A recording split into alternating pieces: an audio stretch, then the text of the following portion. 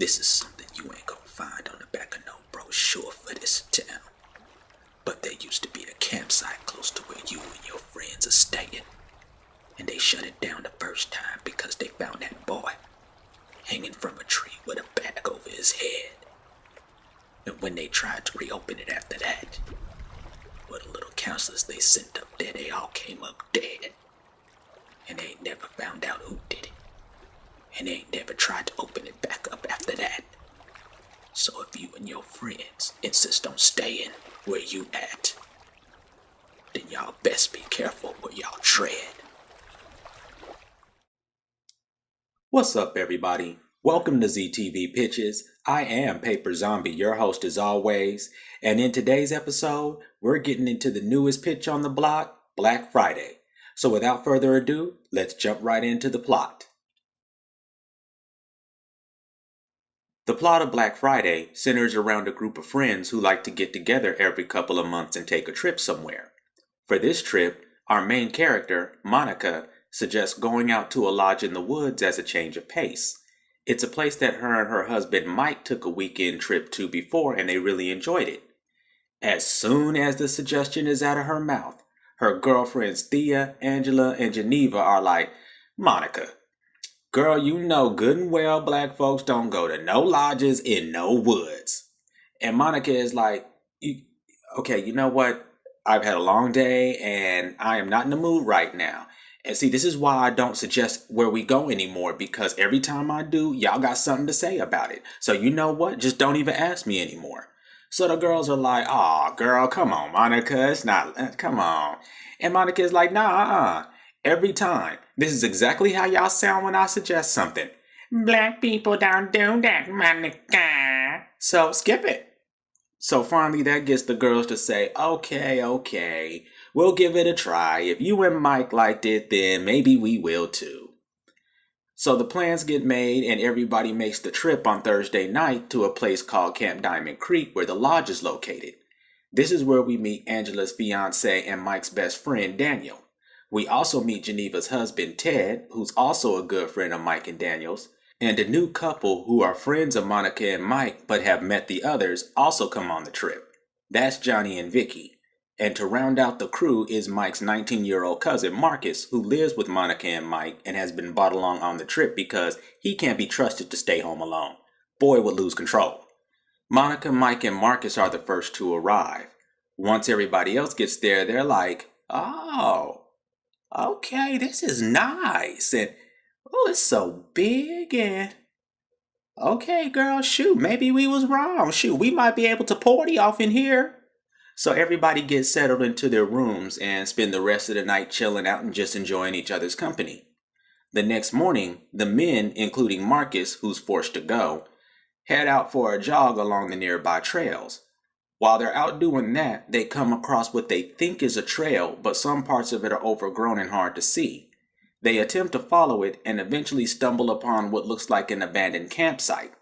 Aside from the very poor condition of the buildings, the site is pretty much intact. The guys have a look around in some of the buildings and cabins, and Mike and Daniel start talking about a plan the two of them had to build a sports camp. Johnny and Ted like the idea and agree that the location would be good and isolated enough so people wouldn't get annoyed by loud children. Johnny knows about real estate and figures they could get the grounds cheap. However, the men think about doing some research on the place first when in one of the buildings they find the remains of police tape and what appears to be a faded, broken chalk outline of a body on the floor. They have the name of the place. They saw it on a sign on their way to that building. Camp Crystal Lake.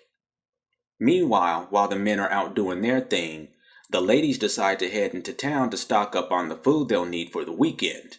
While they're in the store, an old man who's sitting outside overhears their conversation with the store clerk and finds out where they're staying. When the ladies come out, he pulls them to the side and confirms that they're staying in the lodge he overheard. Once he confirms that, he gives them the same warning that opened up this episode. So the ladies are like, "Okay, old man, we'll be careful." And they go on back to the lodge, not really thinking too much about what he said. They don't start thinking about it until the guys return and are talking about the campsite they found. That's when the ladies are like, what campsite?" And the guys tell them all about it. And the ladies are like, oh my goodness, that's the same place that old man was talking about. And the guys are like, what old man? So the ladies then tell them what the old man said to them.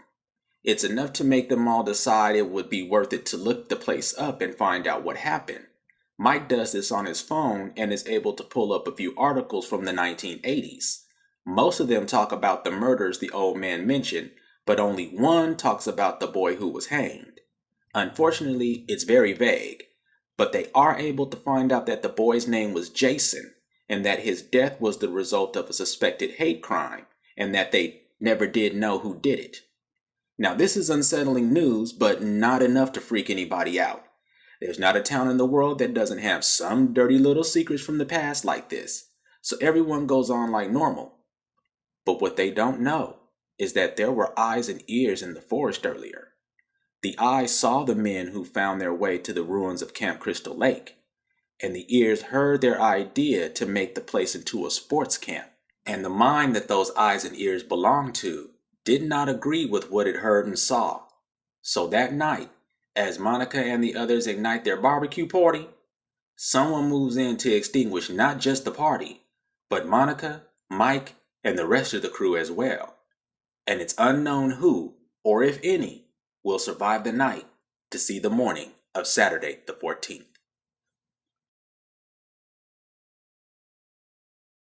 I'm sure you noticed that the characters aren't your traditional Friday the 13th teenagers, and that was done on and with purpose. I did it because personally, I don't think you can have a Friday the 13th and teenagers together and have your audience not know exactly what to expect.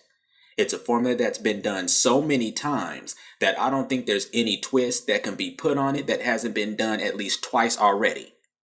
Having said that, I wanted to do something that kept with the original spirit of Friday the 13th. So I figured let's take a category that's very prevalent in African American cinema and flip it on its head. That category would be dramas. How many of them out there do we have where a group of friends come together for some occasion that winds up turning into some huge life-changing event for the characters to reflect and grow from? We've got a truckload of those. But we don't have any, or at least very few, where they come together and some crazy stuff like this happens. Then, because our characters are older, mid-20s, there's a different type of dynamic versus the killer. An adult isn't going to be afraid knowing there's another adult out there trying to get them. So this killer has got to do some off-the-chain stuff in order to get other adults to be afraid of him. And that leads us into the next bullet point. If you answered Jason to this question, then sorry, you're wrong like Drew Barrymore in Scream. The killer who'd be terrifying our friends would be none other than Mrs. Voorhees herself. Now how is that possible, you ask? Well, for Black Friday, none of the other Friday the 13ths past the first one ever happened. So that means Mrs. Voorhees won. There were no survivors. She was never decapitated. Now I know what you're asking yourself. Why would a bunch of 20-somethings and a 19-year-old be afraid of what would have to be an old woman? And how could she keep up with people that age? And the answer to that is something that I think gets overlooked in the original Friday the 13th.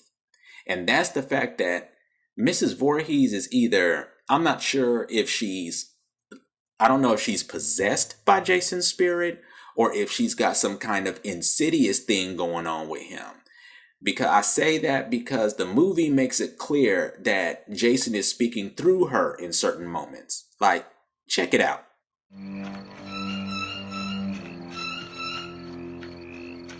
Kill her, Mommy. Kill her. Don't let her get away, Mommy. Don't let her live. I won't, Jason. I won't. So Black Friday would keep all of that as a possible supernatural style answer as to how Mrs. Voorhees can pose a threat to our characters. But it also leaves the door open to explain it logically. Mrs. Voorhees could just be bat-scat crazy. And we all know it's a bad idea to try and get in a fight with a person who is mentally disabled. Why? Well, excuse my political incorrectness, but back in the day we used to call it retard strength. Look it up if you've never heard of it. As for what's motivating Mrs. Voorhees, it's the same as always. She won't let anyone reopen that camp. Even if it was just an idea she happened to hear some guys talking about while she was lurking at the ruins of Camp Crystal Lake. My ideal vision of this is that it would be a one and done. Trying to do a sequel I feel like it would just lead everything down the road to familiarity again, because I'd see no other way to continue without introducing Jason, because, spoiler alert, Mrs. Voorhees does die at the end of this. So you could put that in with your imagination for how you think everything will go. But if I absolutely, really had to do a sequel, then I do have a concept for one, but like after that one sequel, it would have to be done, because other than that, it would just be the same thing over and over again, and that's pointless. So what I would like to do is I was actually going to go ahead and put the sequel into this, but what I'm going to do is I would like to know from you, my viewers, when you would like to see the pitch for the Black Friday 2, so to speak. There's only one more Friday the 13th in this year, and that's next month, July. So if you would like to see me do it for July, Friday the 13th, please let me know in the comments below. If you would rather have me wait until October of this year, 2018, and do it, then go ahead and let me know in the comments below. Either way, it'll be ready. So just do that in the comments and let me know. But that would be the conclusion, and I do hope everybody enjoyed this episode. Thank you so much for watching, and if you like this concept, please let me know. If you think this concept is garbage, please let me know. Thumbs up and thumbs down mean nothing without comments. And don't be afraid. I won't ban you just because you don't like my stuff or you don't agree with me. That's part of life. It's to be expected. So on that note, a final thanks, and I'll catch you next pitch.